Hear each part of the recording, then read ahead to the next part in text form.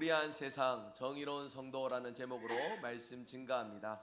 오늘 말씀을 나누면서 여러분 우리가 먼저 정의가 무엇인지를 생각하며 말씀의 교훈을 깊이 생각해 보아야 되겠습니다. 여러분 정의가 무엇입니까? 정의라는 주제가 오늘날 있어서 굉장히 참 중요한 주제가 되어갑니다. 왜 그렇습니까? 가면 갈수록 정의롭지 못한 상황들이 많이 펼쳐지기 때문인 것입니다. 정의라고 하는 이 단어의 사전적인 의미는 이렇습니다. 인간이 추구하고자 하는 바르고 옳은 것, 바르고 곧은 것이 바로 정의다라고 이렇게 정의를 해놨는데 참 모호하고 어려운 정의 같습니다. 그래서 좀 다른 사람들이 또 어떻게 이 정의에 대해서 평가하는지를 살펴보았습니다. 여러분 잘 아시는 유명한 철학자 소크라테스는 인간의 선한 본성이 정의다라고 이렇게 이제 이 의미를 정리했고요. 아리스토텔레스라는 철학자 역시도 정의의 본질은 평등에 있다. 사람들 간의 평등에 있다라고 이렇게 또 정의하기도 했습니다. 여러분 이렇게 다양한 관점에서 정의를 논합니다. 제가 생각하는 정의는 최소한의 인간의 어떤 기준, 최소한의 인간으로서 살아가면서 추구해야 될 가치와 윤리와 도덕 이런 부분들이 세상적으로의 정의의 의미가 아닐까 그런 생각을 해봅니다. 왜 그렇습니까? 최소한의 기준을 넘어섬으로써 불의한 시대가 되어가고 그 불의 속에서 억울하고 애통하고 상처 입는 사람들이 가면 갈수록 많아져 가기 때문인 것입니다. 그런데 여러분 여기까지가 세상적인 의미에서 정의를 고찰한 부분이라 한다면 우리는 성도로서 성경이 이 정의로움에 대해서 어떻게 말씀하는지를 잘 기억하고 우리의 마음에 새길 수 있어야 되겠습니다. 여러분 성경은 무엇이라고 정의의 기준을 언급할까요? 성경은 바로 하나님에게서부터 정의가 시작된다라고 말씀합니다. 정의는 하나님의 말씀에 있고 하나님의 말씀을 통하여서 그 기준으로서 세상을 바라보는 것이 바로 정의다. 성도가 가져야 될 정의로움의 기준이다라고 말씀하고 있는 것이에요. 여러분 불합리하고 부정한 이러한 시대 속에서 이 많은 시대의 요인들을 생각을 해보면 결국 원인은 하나입니다. 하나님의 말씀을 떠남으로써 생겨나는 반응들이라는 것이에요. 하나님의 정의로움의 기준을 인간 스스로가 포기하고 자신의 만족과 쾌락과 유익들을 쫓아갈 때에 시대는 정의로운 시대가 아니라 불합리하고 부정의한 그런 시대가 되어간다라는 것입니다. 그렇기에 우리는 성경 말씀을 통하여 하나님의 기준으로 세상을 바라보는 것이 우리의 정의로움의 기준이 되어야 합니다. 이 기준으로 살아갈 때 우리는 정의로운 삶을 살아갈 수 있고 우리의 존엄성이 회복되고 도덕에 의한 어떤 갈등과 또 다양한 가치 충돌의 상황들 속에서도 무엇이 옳고 그른지를 분명하게 그 의미를 요약 정리하여서 이 땅 가운데 하나님의 공의와 질서를 나타내며 우리가 살아갈 수 있게 되는 것입니다. 여러분 하박국의 이 시대에는 바로 그런 불합리한 시대, 정의로움이 상실된 시대였습니다.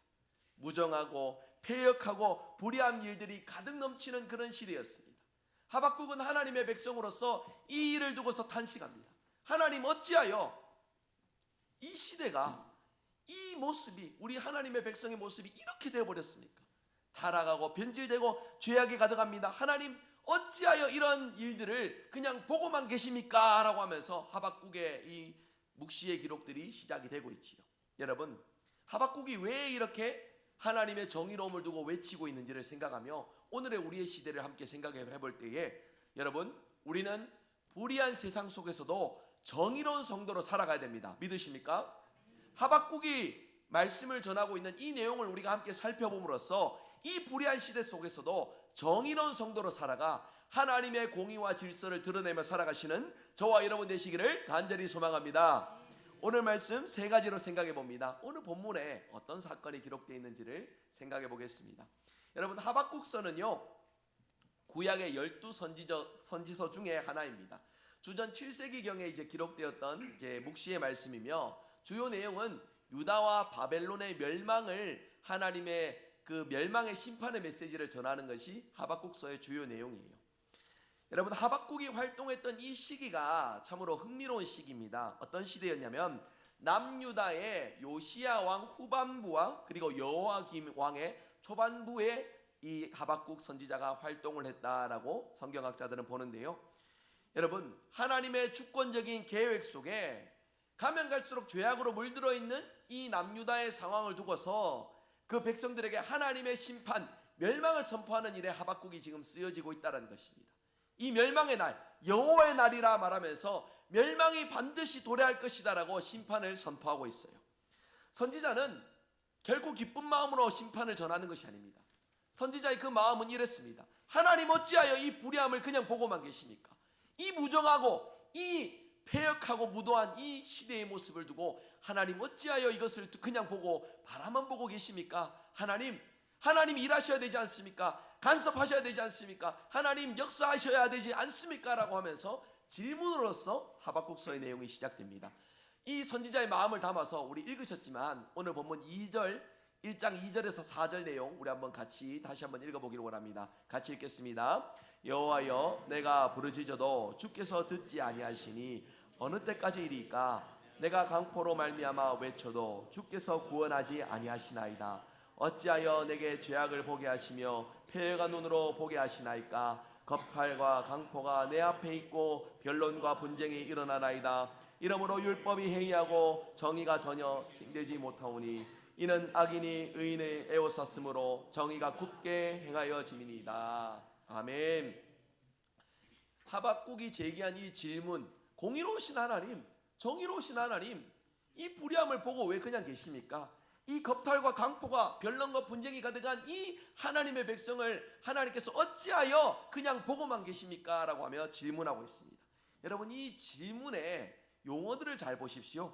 강포와 간악과 폐역과 겁탈과 분쟁 등의 단어가 하박국서에 쓰여지는데 이 단어가 담고 있는 의미만 생각해봐도 그때 당시의 남유다 사회가 얼마나 폐역하고 무도하고 질서 없고 죄악으로 물들어 있는지를 우리가 짐작해 볼 수 있습니다. 흥미로운 사실은요, 여러분이 잘 아시는 대로 이제 분열 왕국 시대에 이제 북이스라엘에는 선한 왕이라고 불릴 만한 왕이 없습니다. 남유다에는 몇몇의 선한 왕들로 불려지는 왕들이 있는데 그 중에서도 주목할 왕 중에 하나가 바로 요시야 왕입니다. 요시야 왕 때에 하나님의 성전을 새로 보수하고 하나님의 말씀을 읽고 애통함으로써 모든 우상을 척결하고 그 백성이 하나님의 말씀의 기준으로 돌아가는 일에 힘썼던 왕이 바로 요시야 왕이에요. 여러분, 요시야 왕 뒤에 세워진 왕이 여호야김이라는 왕인데요, 요시야 왕의 아들입니다. 아버지 때 이루었던 종교개혁, 말씀으로 돌아가고 하나님의 보편적인 기준을 확립하는 일들을 다 자라면서 보고 배우고 경험하였던 왕입니다. 그랬던 여호야김 왕이 아버지를 따라서 선왕의 뒤를 이어서 하나님의 말씀을 기준으로 공의와 질서를 이루어가야 되는 일에 힘써야 되는데 그렇지 않았습니다. 온갖 악행을 저질렀습니다. 예레미야 선지자가 그 여호야김 왕 때의 악행에 대해서 기록해 놓기로 22장에 무죄한 자의 피를 흘리게 하였다라고 평가합니다. 그리고 예레미야 36장에는 하나님의 말씀이 적힌 두루마리들을 다 태워버리고 주의 종들을 잡아 죽이는 너무나도 극악무도한 악행들을 서슴지 않았다라고 여호야김에 대하여서 이렇게 평가를 하고 있어요. 여러분, 이로 인하여서 앞에 세워진 위정자가 하나님의 공의론과 질서를 쫓는 것이 아니라 자신의 무도함과 폐역을 쫓아서 나라를 다스리니 그 나라가 제대로 남아날 리가 있겠습니까? 우상이 다시금 세워지고 하나님의 공의와 질서가 사라져가고 말씀의 기준이 희미해져가는 어두운 시대로 다시금 뒤바뀌어지게 되었다라는 것입니다. 하박국이 그러니까 일찍이 자신의 어떤 선지자 사역의 이전에부터 어두운 시대였다면, 하나님의 기준이 사라지고 눈물과 애통함만 가득했다면 이처럼 아쉽지는 않을 겁니다. 요시야 때의 종교개혁을 맛보았습니다. 하나님의 기준으로 돌아갔습니다. 다시금 하나님의 질서대로, 하나님이 보시는 기준과 시선대로 나라가 운영이 되었습니다. 이런 것들을 경험하고 누렸는데 후대에 세워진 왕에 의해서 이 모든 것들이 정리가 되었어요. 하나님을 따르는 모든 것들을 뒤로하고 자신의 만족과 쾌락과 죄악만 가득한 그런 시대가 도래했기에 하박국은 너무나도 상심이 크고 애통한 마음으로 하나님 앞에 간구할 수밖에 없었습니다. 자, 이런 배경을 들으시니까 하박국의 마음이 어떤지 우리가 충분히 짐작해 볼 수 있지 않습니까? 하나님 앞에 하나님 제 기도를 들어주십시오 이렇게 진중하게 기도했겠습니까? 아니죠. 옷을 찢고 간절한 마음으로 외치면서 하나님 어느 때까지 내가 이것을 봐야 되겠습니까? 어찌하여 하나님 침묵하고 계십니까? 어찌하여 이 백성이 가면 갈수록 죄악으로 물들어져 가는데 하나님 어찌하여 가만히 계시고 이것을 바라만 보고 계십니까? 하면서 탄식하면서 하나님 앞에 기도했던 것입니다. 여기에 대해서 하나님께서는 응답하시기로 이제 몇 번에 걸쳐서 하나님이 응답을 하시는데, 오늘 우리가 읽은 2장 1절에서 4절은 하나님의 두 번째 응답의 내용이에요. 먼저는 1장 5절에서 11절의 내용에서는 하나님께서 그들을 심판하실 것이다 라고 말씀합니다. 그런데 심판의 방법이 하박국이 들을 때 너무나도 받아들이기 힘든 방법입니다. 무엇입니까? 남유다도 이렇게 패해가고 하나님의 공의와 질서를 거스르는데, 우리보다 더 패해가고 교만하고 악한 바벨론을 들어서 남유다를 심판하시고 징벌할 것이다 라고 하나님이 말씀하시는 거예요. 그러니까 하박국이 하나님께서 일하실 것이다, 심판하실 것이다 라는 이 말씀을 대언하고 전할 때에, 하나님의 응답을 들었을 때에 받아들이기 힘든 거예요. 하나님, 우리의 이 무정함과 불의함들을 두고서 하나님의 일하심은 좋은데 어찌하여 우리보다 더욱 패해가고 더욱 교만하고 더욱 죄악으로 물들어 있는 바벨론을 통해서 우리를 심판하려 하십니까? 라고 하면서 하나님께 다시금 묻습니다. 하나님, 어떻게 응답하실지 내가 기다리겠습니다. 저 성루에 서서 이 일을 두고서 하나님이 무엇라 말씀하실지 내가 청종하며 기다리겠습니다 하며 하나님께 다시금 되물으며 기도하고 간구할 때에, 하나님은 두 번째 응답으로 하박국에게 다시 말씀하여 주십니다. 하박국 2장 2절에서 3절 내용 우리 한번 같이 읽어보겠습니다. 같이 읽겠습니다. 여호와께서 내게 대답하여 이르시되 너는 이 묵시를 기록하여 판에 명백히 새기되 달려가면서도 읽을 수 있게 하라. 이 묵시는 정한 때가 있나니 그 종말이 속히 이르겠고 결코 거짓되지 아니하리라. 비록 더딜지라도 기다리라. 지체되지 않고 반드시 응하리라. 아멘. 그리고 주시는 아주 유명한 말씀이 무엇입니까? 그의 마음은 교만하며 그 속에 정직하지 못하나 의인은 그 믿음으로 말미암아 살리라. 의인은 그 믿음으로 말미암아 살리라 말씀하시는 하나님의 이 말씀, 저와 여러분 불의함 속에서도 하나님을 바라보며 인내하며 기다리며 믿음으로 살아가는 우리의 모습들이 될 수 있기를 바랍니다. 모든 상황이 받아들여지는 것이 아니에요. 합리적인 것이 아니에요. 그러나 하나님은 하박국에게 말씀하십니다. 하나님의 때가 있으니 침묵하며 기다리며 하나님의 때를 위하여서 믿음으로 하나님을 붙들고 살 것을 명령하고 계십니다. 믿음으로 말미암아 살리라. 의인은 믿음으로 말미암아 살리라. 여기서 믿음은 굳건하다, 견고하다라는 의미가 있는 단어입니다. 어떤 상황에서도 하나님의 섭리와 공의를 저버리는 것이 아니라 어려울수록 어두워져 갈수록 하나님과의 관계를 더욱 굳건하게 유지할 것을 권면하는 하나님의 말씀인 것이에요. 쉽게 말해서 하나님의 응답이 더딜지라도 변하지 않는 견고한 하나님과의 관계를 오늘 내 삶의 자리에서 유지하고 붙들며 살아가는 것이 하나님의 정의를 실현하는 것이다 라고 말씀하고 있는 것입니다.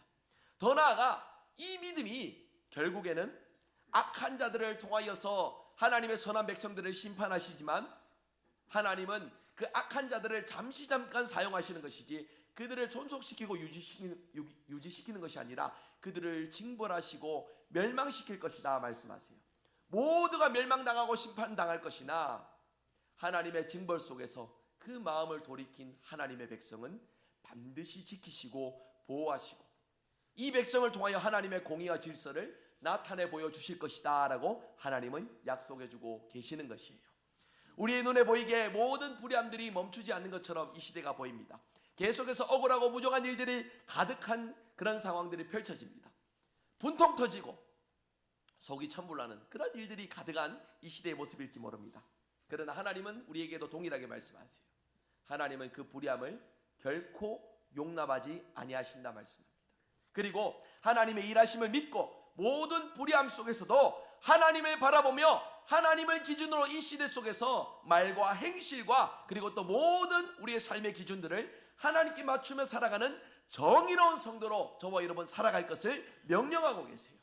여러분, 하나님의 공의로우심, 하나님의 정의로우심을 믿고 어두워져가는 이 시대 속에서도 우리는 말씀의 등불을 밝히며 살아가는 우리의 삶이 될 수 있기를 바랍니다. 오늘 말씀 두 번째입니다. 오늘 말씀 기록한 목적이 무엇인지를 생각해 봅니다.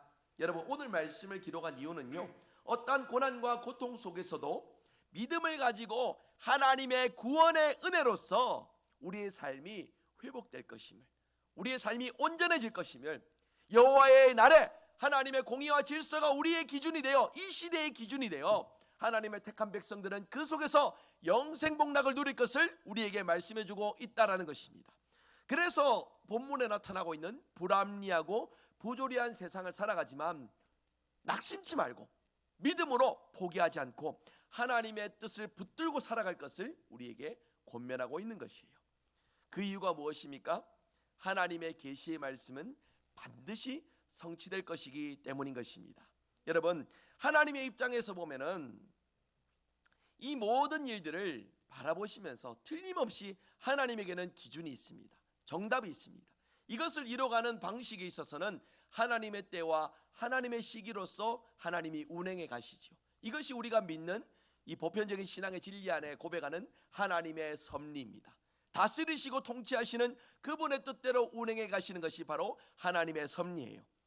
이러한 것들을 믿고 의지하고 고백하지만 여러분, 하박국 입장에서 보면은 하나님의 이 말씀에는 또 하나의 의문이 따르게 됩니다. 하나님, 잘 알겠는데요, 아무리 그렇다 하더라도 하나님, 우리의 이 불의함을 두고 심판하시기로 저 무정하고 불의한 바벨론을 통하여서 우리를 심판하십니까? 이 의문을 떨칠 수가 없는 것이에요. 하나님께서는 바벨론을 통하여서 심판하시되 여기에서도 하나님의 구원의 속성을 한 번 더 보여주시기 위하여서 바벨론을 사용하신다라고 분명히 말씀해 주고 있습니다. 여러분, 우리 예를 들면 이렇습니다.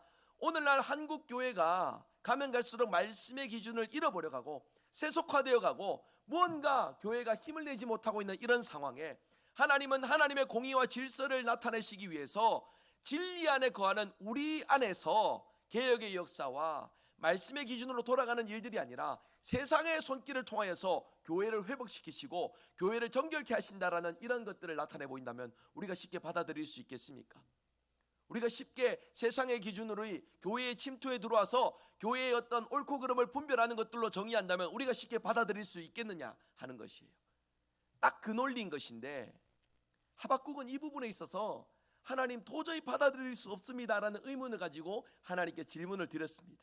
거기에 하나님은 다시 한 번 더 구원의 소중한 의미를 깨닫게 하시기 위하여 바벨론을 징벌하시고 바벨론을 통하여서 다시금 하나님의 일하심을 깨닫게 하신다라는 말씀을 보여주세요.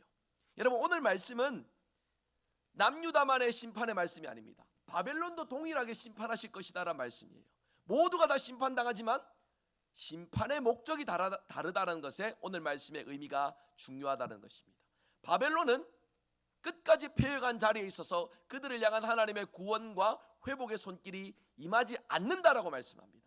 하지만 하나님의 백성 남유다는 이 무정하고 하나님의 뜻을 저버리는 이 상황 속에서 하나님이 그들을 치심으로써 깨닫게 하여 주시고 하나님의 자리로 돌아와서 하나님의 질서와 하나님의 공의로움과 하나님의 정의의 기준으로 하나님의 시선으로 세상을 살아갈 것을 위하여서 징벌하시고 심판하신다 말씀해주고 계시는 것이에요.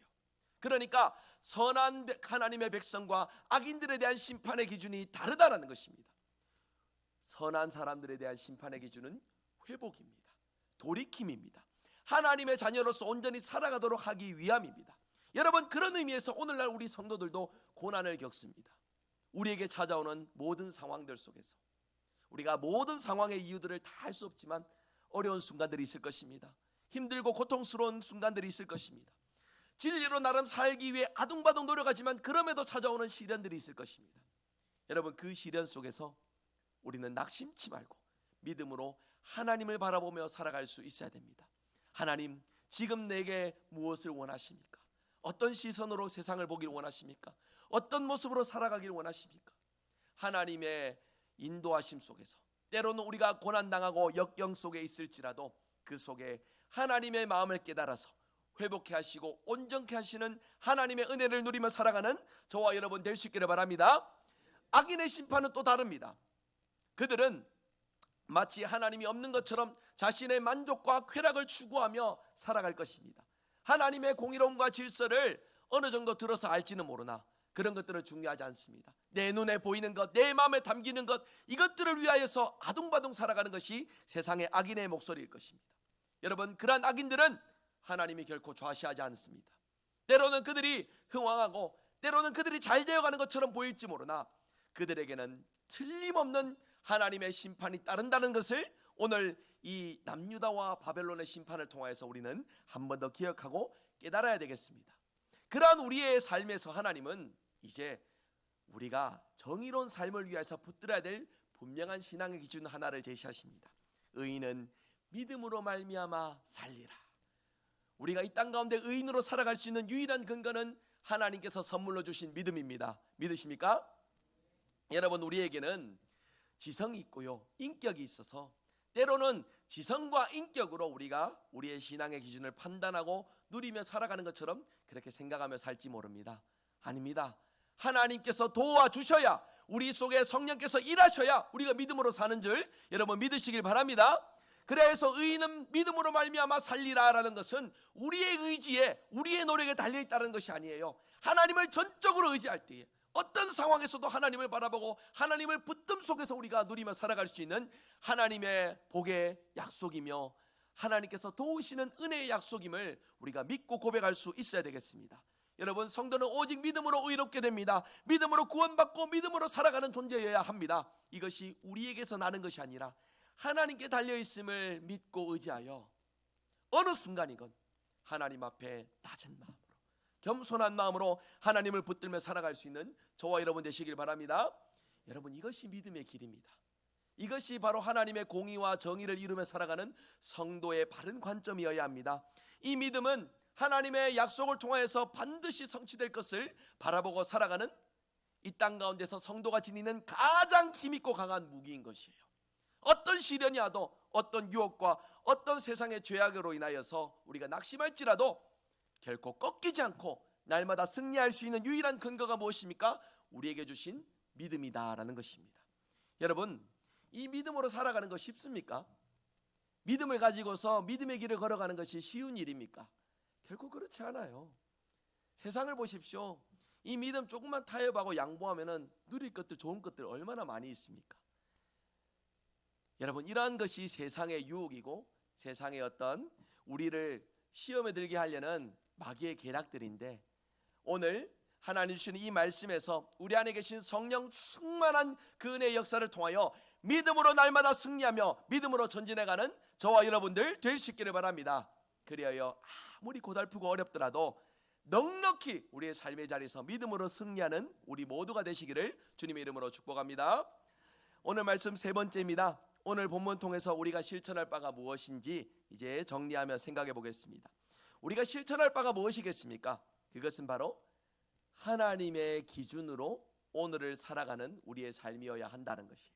하나님의 주권을 인정하고 하나님의 뜻대로 살아가는 것이 양보와 타협의 주제가 아니라 언제나 우리의 삶의 최우선의 자리에 위치해야 된다는 것을 말씀하고 있습니다.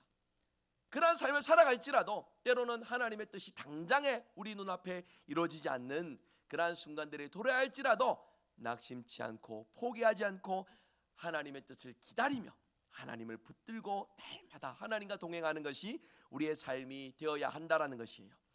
하박국은 이러한 마음을 담아 하나님의 뜻을 그 백성들에게 전하고 있습니다. 우리가 심판당하고 바벨론에 의해 꺾여질지라도 낙심치 않고 포기치 않고 우리를 위해 일하시는 하나님을 붙들고 살아가자라고 담대하게 외치고 있습니다. 여러분, 환경이 변했다고 해서, 상황이 바뀌었다고 해서 우리의 믿음의 주제가 바뀌어서는 안 됩니다. 어떤 상황일지라도 하나님을 바라보고 붙드는 것이 우리의 믿음이어야 합니다. 여러분, 이를 위하여서 욥기의 내용을 잠깐 기억해 봅니다. 욥기서를 보면은 하나님과 천사들 앞에 사단이 와서 욥을 두고서 논쟁하는 부분들이 있습니다. 1장의 초반부에 나오는데 하나님께서 욥의 믿음을 칭찬하시는 그 내용을 두고 사단이 이렇게 말합니다. 1장 9절에 욥이 까닭 없이 하나님을 경외하리까 라고 이렇게 평가를 해요. 무슨 말입니까? 하나님이 욥에게 복을 주셨으니까, 동방에 저렇게 거부가 되었으니까, 잘 나가는 인생이니까, 어디 가서도 부럽지 않은 인생이니까 욥이 하나님을 경외하는 것 아니겠습니까? 라고 사단이 이를 두고서 평가하고 있는 말인데요, 사단은 욥이 하나님을 잘 섬기는 이유에 대해서 뭐라고 말했습니까? 복받았기 때문에, 잘 나가기 때문에, 남들 부럽지 않기 때문이다라고 그렇게 평가하고 있는 것이에요. 그러나 욥은 단순히 자기가 복을 받은 것으로서 하나님을 섬기는 것이 아니었습니다. 어떠한 고난 가운데서도 결코 하나님을 배반하거나 외면하지 않는 악에서 떠난 사람이었기에 하나님이 누구신 줄 알고 하나님을 경외하는 인생이었기 때문에 하나님을 붙드는 사람이었습니다. 그 증거가 무엇입니까? 자식 10명이 다 죽게 됩니다. 가지고 있는 모든 자산들이 도적들에 의해서 다 뺏겨집니다. 심지어 자신은 죽을 병에 걸려 온몸에 종기가 나서 조금도 가만히 있지 못하여서 그 기왓장으로 자기의 온몸을 긁어야 되는 너무나도 고통스러운 인생이 되었습니다.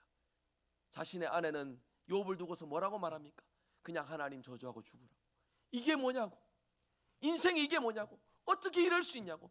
매일마다 혹여나 자신의 자식들이 범죄했을까 싶어서 하나님 앞에 자식들이 성결한 삶을 살기 위해 간절한 마음으로 기도하며 하나님 앞에 제사드렸던 욥입니다. 욥기 1장 5절에 있어요. 하루도 거스르지 않았다라고 합니다. 어느 삶의 자리건 하나님을 두려워하고 하나님을 섬기는 일에 최선이었던 욥입니다. 그런 욥이 세상 사람들 말로는 너무나도 불의한 인생, 불합리한 모습으로서 전락하게 되었을 때에 세상의 기준은 그럴 것입니다. 하나님을 욕하라고, 하나님을 원망하라고. 그러나 욥이 그렇게 했습니까? 그렇지 않았습니다. 더욱더 간절한 마음으로 하나님을 사모함 속에서 이 모든 고통과 어려움에서도 하나님을 바라보는 것이 욥의 믿음이었습니다. 여러분, 우리도 그래야 됩니다. 우리가 원하는 대로, 우리가 바라는 대로 세상의 모든 것들이 이루어지면 얼마나 좋겠습니까? 특별히 성도의 기준으로서 세상의 만족과 세상의 유익, 이 정도가 아니라 하나님의 공의와 질서가 이루어지는 이 시대를 바라보며 우리가 살아갈 때에 하나님 뜻대로 이 시대가 운행되어 간다면 그것만큼 우리가 만족스러울 것이 어디 있겠습니까? 그런데 여러분, 시대가 그렇지 않습니다. 오늘도 10월 27일 종교개혁주의를 기념하여 이제 광화문에서 한국교회 전체가 모여서 큰 예배를 드립니다. 큰 집회를 가지는데 우리 교회 성도들도 13분의 성도가 지금 올라가고 있어요. 아까도 예배 전에 문자를 보니까 이제 저기 칠곡 지났고 구미 지났고 이제 계속 올라가는 과정들을 얘기를 해주고 있습니다. 제가 사실 굉장히 걱정이 돼요. 무슨 걱정이 되냐면, 여러분, 제가 여러분을 처음 만났을 때가 2년 전에 바로 이주일이었습니다. 그때 무슨 일이 있었습니까? 이태원 대참사가 있었잖아요. 많은 사람들이 움집하고 이제 그런 중에 혹여나 이런 인사사고가 날까, 하나님께서 기뻐하시는 일들이 위해 뜻을 모으는데 이런 것들을 또 마귀가 바라보면서 우리에게 시험거리 주는 이런 상황들이 생기지 않을까. 지금도 여러분 말씀 전하면서 노심초사 불안합니다. 걱정이 됩니다. 여러분, 그러나 혹여나 우리의 만족과 우리의 유익, 하나님의 뜻을 외치면서 그런 모든 것들이 이루어지지 않을지라도 낙심해서는 안 됩니다. 포기해서는 안 됩니다. 왜 그렇습니까? 하나님은 일하고 계시기 때문입니다.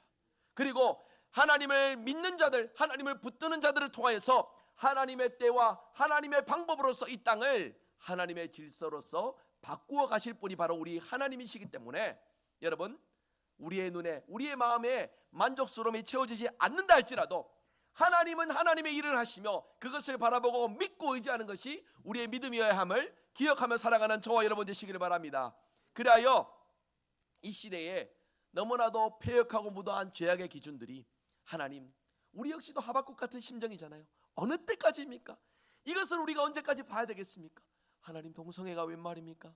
차별금지법은 또 무엇입니까? 하나님, 어찌하여 도덕이라는 윤리라는 기준에도 부합되지 않는 이러한 내용들이 이 시대의 보편의 기준으로서 이렇게 올라오게 됩니까? 하나님, 우리가 이것을 어떻게 봐야 되겠습니까? 하나님, 무엇을 하고 계십니까? 우리가 이렇게 기도하고 하나님께 부르짖고 있지 않습니까? 이런 마음으로 하나님께 나아갈지라도 하나님은 우리에게 말씀하십니다. 잠잠히 여호와의 날을 기대하며 소망하며 믿음으로 살아가라. 믿음으로 우리의 삶을 살아내며 승리하며 하루하루 하나님과 동행하며 살아가라. 우리에게 말씀하고 계십니다. 여러분, 이 말씀을 통하여서 우리의 삶이 아무리 힘들고 어려운 순간이 올지라도 믿음으로 낙심치 않고 오히려 더욱더 굳건한 믿음으로 살아갈 수 있는 저와 여러분 되시기를 바랍니다. 찬양에 이런 가사가 있잖아요. 무화과 나무가, 포도나무 열매가 그 열매를 맺지 못하고 과실이 없을지라도, 외양간에 송아지도 없고 아무런 열매와 소출이 없을지라도 나는 여호와 하나님으로 말미암아 즐거워하리. 여러분, 이것이 믿음인 줄 믿으시기 바랍니다. 이 믿음의 고백으로 오늘을 살아가며 세상의 모든 불의함 속에서도 불안하지 않고 당당한 모습으로 살아갈 수 있는 저와 여러분 되시기를 간절히 소망합니다. 오늘 말씀했습니다. 여러분, 우리가 분명히 기억하면 좋겠습니다. 세상은 정의롭지 않습니다. 각자의 만족과 각자의 기준들이 난무하는 세상입니다. 그것을 좀 더 많은 사람들이 목소리를 모두어서 더 큰 소리를 내면은 그것이 마치 정의로운 것처럼 포장되는 것이 세상이 말하는 정의입니다. 그렇다 보니까 불평등이 난무하고 폭력과 억압과 부정의함들이 가득한 것이 오늘의 시대의 모습입니다. 그런 시대의 단면을 생각해 보면 마치 계속해서 악한 것들이 만들어져가는 그런 시대임을 우리가 깨닫게 됩니다.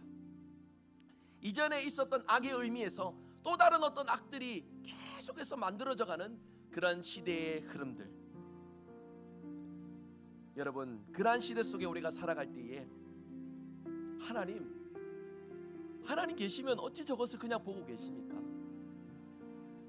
이런 질문 우리가 할 수 있잖아요.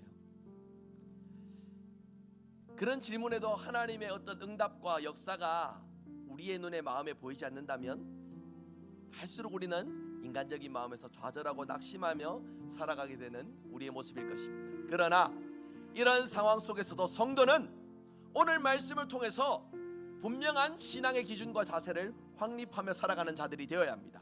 오직 의인은 믿음으로 말미암아 살리라.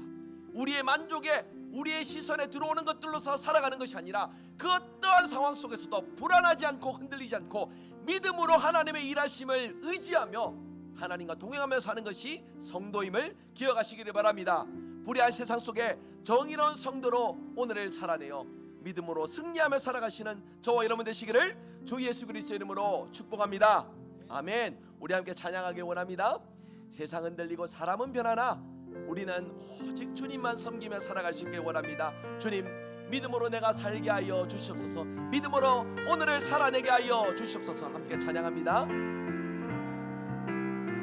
세상 흔들리고 사람들은 변하여도 나는 주를 섬기리.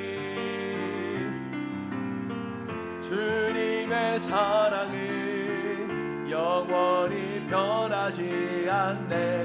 나는 주를 믿음 흔들리고 사람들 주를 떠나도 믿음 흔들리고 사람들 주를 떠나도 나는 주를 섬기리. 주님의 나라는 영원히 쇠하지 않네. 나는 주를 신뢰해. 오직 믿음으로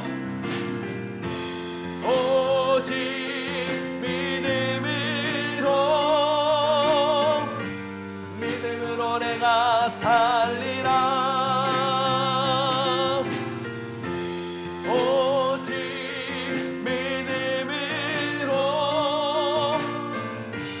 믿음으로 내가 살리라. 세상 흔들리고 사람들은 변하. 오직 우리는 주님만 섬기기를 원합니다. 주님의 사랑은 영원히 변하지 않습니다. 주님의 사랑은 영원히 변하지 않네. 나는 우리 두 손 들고 힘차게 고백합니다. 오직 믿음으로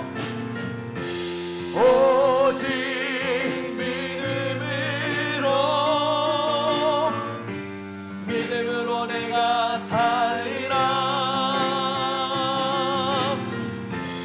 오직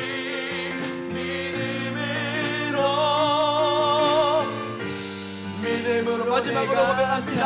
오직 의인은 믿음으로 살리라.